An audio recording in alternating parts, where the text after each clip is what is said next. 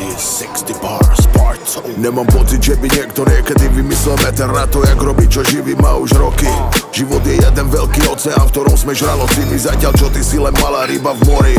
Žiaden dohady, len fakty, v hudbe aktiv. Navždy nikdy nepochybuj, že mám tie najlepšie kontakty. Skratky, nepoznám žiadne skratky. Nechci ma nasrať, lebo vymažem ťa zo sveta, a to sú fakty.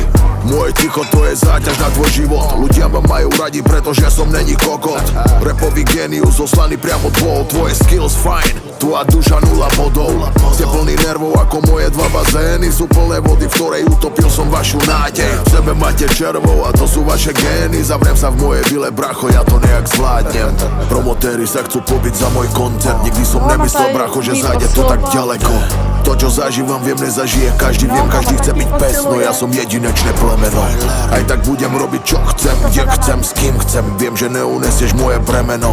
Tak otvor papulu, keď ma máš toľko v hube. Nech už konečne povieš ľuďom, ja chutím moje semeno. Nehrajte sa so mnou, reperi. Rozjebem vás, zabalím a pošlem vašej materi. Všetci vieme, jak to je, hneď jak sa vypnú kamery. Z nebojazlivé šelmy stal sa Juan z telenovely. Týmto zdravím tých, čo o mne pochybujú. Tých, čo nespávajú po nociach, behajú po byte. Neviem, či viete, otvoril som si cestovnú kanceláriu a mám pre vás letenku priamo do piče.